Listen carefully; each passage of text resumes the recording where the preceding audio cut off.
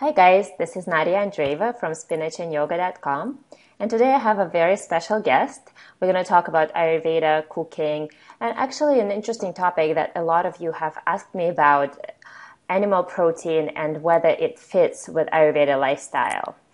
And my guest Lois has a book on Ayurvedic cooking, and Lois is a wellness coach specializing in creating holistic diet, exercise, and anti-stress programs for time-pressed individuals, basically all of us. Using her knowledge of the systems of Ayurveda and yoga, she creates custom-designed plans based on unique constitutions. And Lois's book is very unique in terms of Ayurvedic cooking because it's gluten-free, right? It has gluten-free Yes. recipes. It has dairy-free recipes. And it also helps people who can't digest that many vegetable proteins, correct? Correct. People who actually need some animal protein in their diet due to their constitution or current imbalances. So I'm really excited to talk to you about all this today. But before we jump into giving anyone advice or instructions, let's talk about you. What brought you to Ayurveda? Well, had been a student of yoga since 1995, and yoga is a sister science to Ayurveda. And around 2001, all my yoga friends were going to see this visiting doctor who was in town from New Mexico. And they said, you should come too. And I said, well, why do I want to go to this Ayurveda doctor? I'm not sick. And they said, well, just go, Lois, and we're all going. It'll be fun. So I went, I made the appointment, and I knew nothing about Ayurveda. And it was a lovely consultation. I really didn't like going to doctors anyway. So for me, it was like this was a very, I felt like he wanted to learn about me. He was asking a lot of questions. And I really thought it was a very nicely done, consultation anyway. And he said, you're Vata. I said, what's Vata? And he said, do you sometimes feel spacey? And, are you forgetful? And are you very busy? I said, oh, I'm not spacey. I'm running my own company. I'm on 3 boards of directors. I do yoga and I have everything going on. And he said, yeah, you're Vata. And so he wrote down a whole list of things that I should do, things I shouldn't do.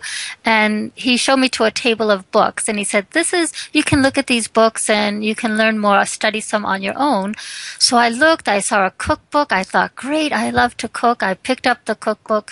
And he said, well, you might want to get this one too. And it was like Ayurveda Self-Healing, another book by Dr. Ladd, and which was his teacher and eventually my teacher.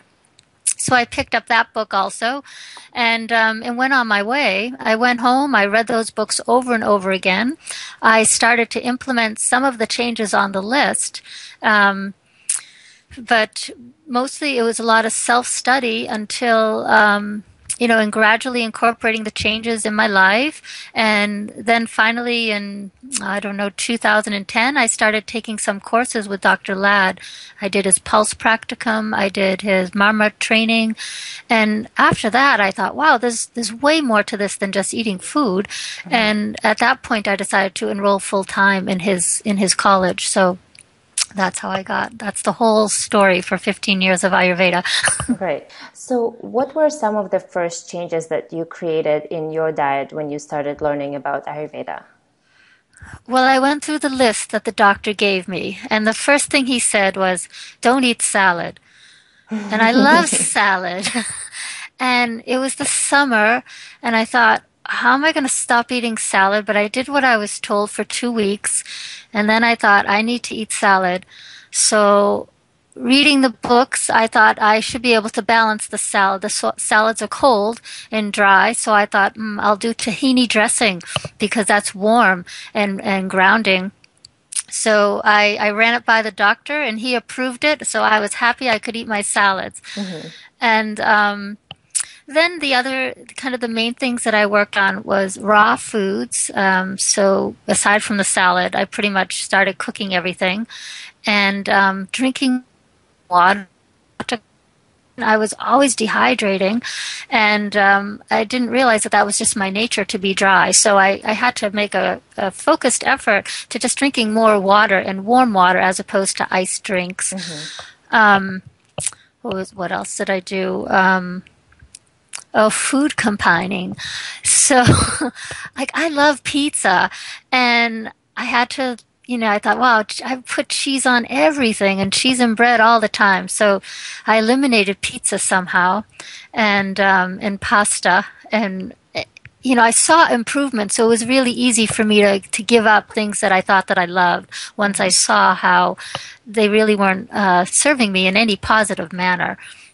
But, as I saw positive changes in my digestion, and it was easy to move forward with the process, but very slowly. Yeah, and I think slowly is a key. And another thing is that our taste buds adapt, and suddenly we discover that maybe we don't like something as much as we thought that we do. Right. Yeah. But You get much yeah, You go get ahead. much more you get much more sensitive to what you're eating, much more in tune to how it tastes and how it affects your body. Yeah, but it's one of those processes that can't be forced. It's a learning curve. Absolutely. And I feel like that's where a lot of people stumble with Ayurveda because as Westerners, we tend to be very type A and, we say, oh, this is how it should be. And then we try to do it. And then if it doesn't happen in a week or 2 weeks, then we think we're a failure and we throw it out the window or the system's bad or I'm bad. And there's all this judging going on. And it's really, it takes time. I came to Ayurveda when I was about 30 years old. And at that point, I had 30 years of ingrained habits, and those are going to be hard to change. So I think everyone that comes to this new system, they need to sort of be patient with it and, work with it at your own pace and go slow. Yeah, I agree. So let's talk a little bit about your unusual Ayurvedic cookbook.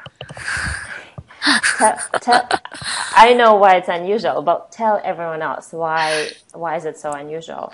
Okay. Well, over the years, I kept meeting people that had sworn off of Ayurveda, and I felt bad, and it was because they weren't, they were being told things that they couldn't eat, and one of them was animal protein, and like I said, if you've been eating animal protein for 30 years, it's hard to all of a sudden just stop. You don't know how to replace it. You probably haven't been eating lentils and beans. And in the West, that's not our dietary staple, like in many other parts of the world.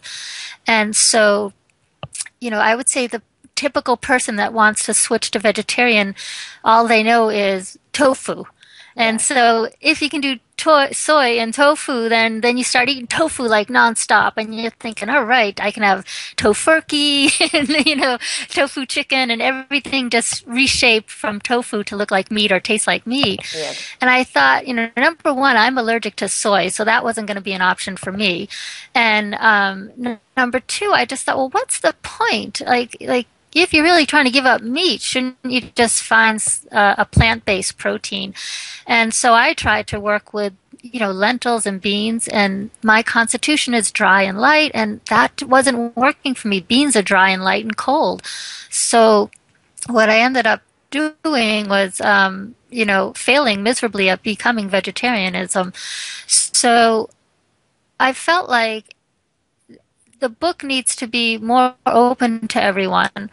I don't want to exclude everyone who's not a yogi or not a vegetarian. Ayurveda is described as a universal truth, and it should be available to everyone, not just people that didn't grow up in India or eating animal protein or not eating animal protein. So that was sort of the my feeling about it. And because I'm not vegetarian, how can I write a book telling people to be vegetarian? I don't know that that's right for everyone. I feel like Ayurveda is about finding balance, and for some people, including some animal protein in their diet is what's balancing to them. Yeah.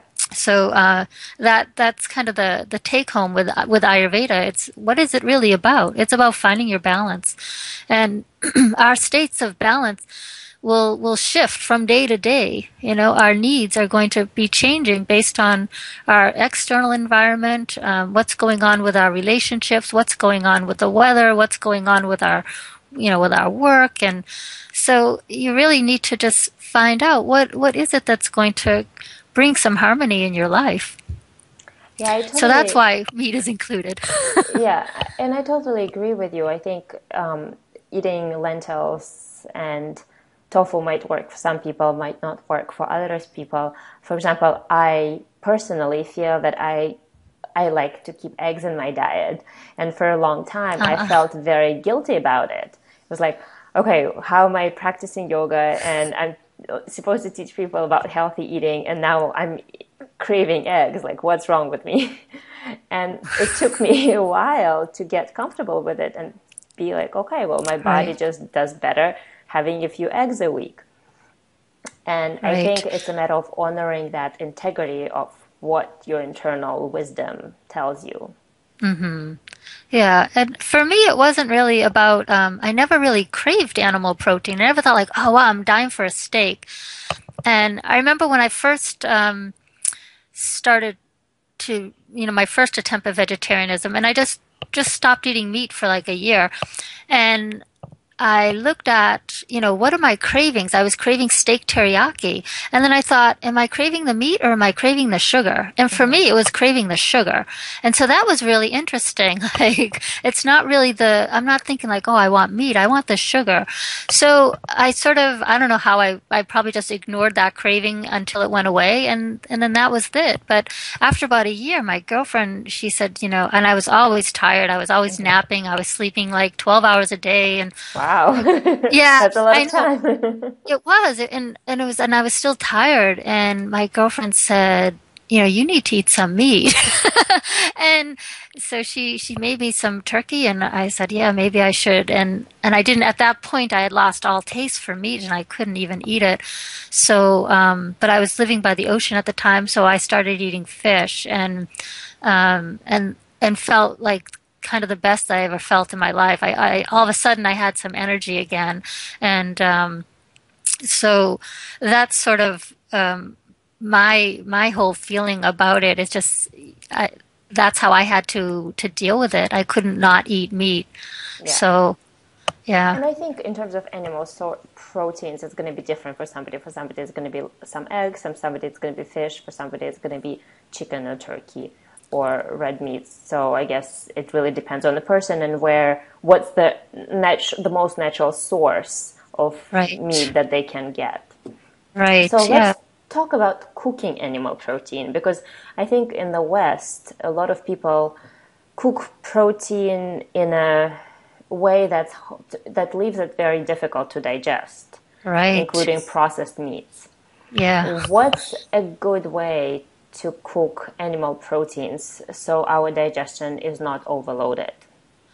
Well, first think about the qualities. I like to teach people about the qualities of everything that we're eating, and then it makes more sense. So the qualities of meat are generally heavy and heating, and so right away, heavy is going to eliminate that for anyone who's of a kapha constitution, and heating is going to eliminate it for pitta, and so it's moderately okay for vata.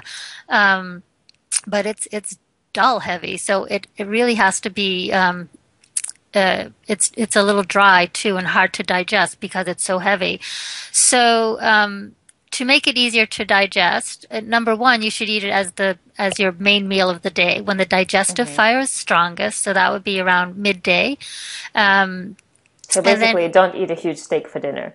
don't eat it for dinner. And then you also, the best way to prepare meat would be in a soup or a Hmm. stew. It's just anything in soups and stews. It moistens it, it tenderizes it. It sort of makes it just much more easier on the digestive system if you cook it a lot. And then the other thing would be spices. So because it's heating, you might want to add some cooling spices, and that would be like fennel or coriander, mint. So spices like that would help. if you really don't want to have it in a soup and you want to like throw it on the barbecue, if you're a kapha, then you want some pungent spices to make it more easy to digest. So that would be like garlic or ginger, cayenne pepper, like that. Hmm. Vata could do that too, but they probably want to do more, add some oil to it, make it a little moister. Pitta really should not do it on the barbecue. So more the soup would be better for pitta. Hmm. And I have a recipe for pitta. It's rabbit coconut stew. The rabbit meat is more cooling Hmm. and it's lighter. It's a leaner meat, so it's not so it's easier for the pitta to digest. Um, and it's also if you make it with this coconut milk as a base for the stew, then the coconut milk is cooling. So Yeah. that's actually a very nice recipe for the pitta. And I think I have some coriander in there too. So that's one option. There's certain meats that'll be more balancing to certain constitutions. Yeah, and I think that's good to know in terms of like people who would should avoid seafood because it's too heating. Like when Right. pitas eat a lot of shrimp, Yeah. it will heat them up even more. Yeah.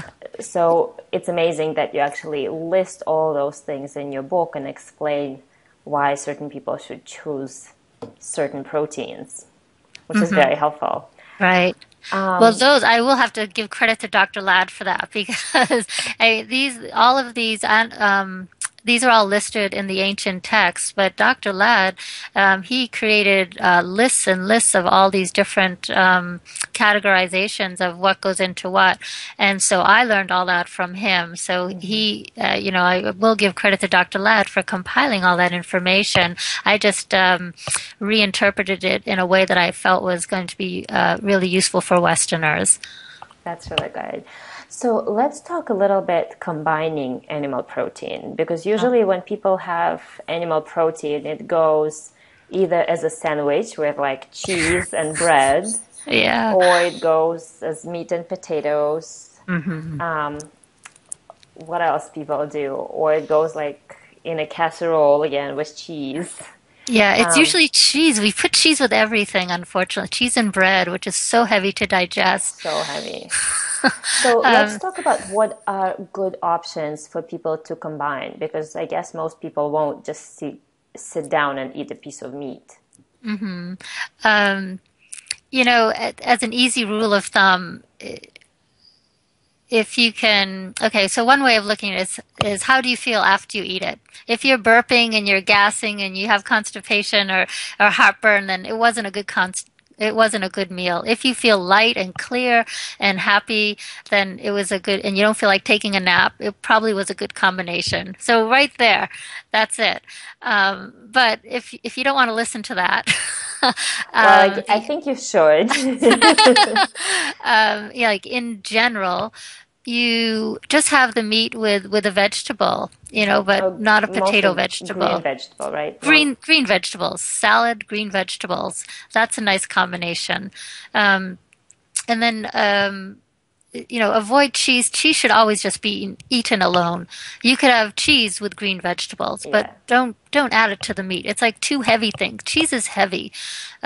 People don't think it's heavy, but it's heavy to digest. It's cold, and cold things are difficult for the digestive system to process. So even though you look at a block of cheese, you think it feels light, but it's heavy on the digestive system. Yeah. So you have to think of it in terms of that. And my rule of thumb is just eat cheese alone. Well, I think The it only actually fits really good with green vegetables, it especially bitter varieties. it goes with salads and green Yeah. vegetables. Yeah, I do with endive with little goat cheese. I like that. Yeah. But no, not crackers. That's Yeah. dry. So now you're adding dry and cold And to definitely heavy. no crackers, grapes, and cheese. Right. And then everyone always wants to do fruit with cheese because that's sort of how we were brought up. I don't know if Yeah. that's a French thing or what, but Ayurveda I says think it's really mostly an clearly American thing because French is don't really eat fruit with cheese. oh they don't. They don't do a cheese platter with fruit. I think when they do a cheese platter, it's just a piece of cheese, Ah, like by itself. It's okay. So that's an American issue then. It's the same as French potatoes, Uh-huh. which French people don't eat, or Right. Russian salad dressing, which does not exist in Russia. Ah, I see. So, So, well, in any event, so fruit should always be eaten alone yeah. also. And so that's another, not a great combination. But people think they can digest it, and I guess you just have to listen to what your body is saying, and that's more what I'm trying to get people to do with this book. Like understand how you feel after eating each meal. And it's really quite simple. And if you want to make a change, listen to what your body is telling you to do. Yeah. It's not any more complicated than that. So Yeah, I think it's really helpful. And do you have a copy of the book next to you? I don't. No, I it's can okay. go grab one, but No, it's okay. We'll just I'll put an image so you guys can see it, and below the video there will be a link so you can order Lois's book on her website because it has great pictures, it has great recipes, and I think it's a good resource for anyone exploring Ayurveda. And Lois, besides recipes, what is your one favorite go-to self-care ritual? well, because I'm Vata and I'm always dry, my go-to ritual is oil. So Abhyanga, I try to do that every day, especially when I'm traveling. And at a minimum, I put oil on on the soles of my Hmm. feet in the evening. That's really helpful. Sometimes a little on the top of my head too, depending on what my hair is doing that day. Yeah, So my yes. hair, I'm in Miami now, and my hair is in coconut and Brahmi oil. Nice. Oh, that sounds wonderful. I'll be in Miami in December, so Yeah. maybe I'll see you there. That's Well, my go-to ritual. yeah, and I think it's really helpful if you guys can put just a small oil bottle of oil next to your bedside and put some oil on your feet before going to sleep. That's already a very soothing practice. Yeah. Yeah. I mean, everyone that I speak to, they do the test in my book to determine what their dosha is, and they all come up with Vata. But but they're not all Vata, but their Vata is all high High, because yeah. that's we live in a Vata world. And as I have been traveling around so much, I see how how crazy people's lives are. I mean, my life was it took me 10 years to sort of bring it down to more of an Ayurvedic kind of balanced, grounded life. And now that I'm traveling, I'm just being more exposed to these people that are everyday people. They're not necessarily yogis in the yoga circles. They're not practicing Ayurveda. They're keeping it all together, but man, they have a lot of vata in their Yeah. life. So, this is very I think it's timely. I'm glad that I'm going to reach some people that are beyond the scope of who would normally see this type of a book. Yeah, great. I'm very grateful for you for writing the book, and I'm Well, looking forward to sharing it with thanks for everyone. having me. Yeah, thanks for having me on your show. I appreciate it. Thank you, Lois. Bye. Bye bye.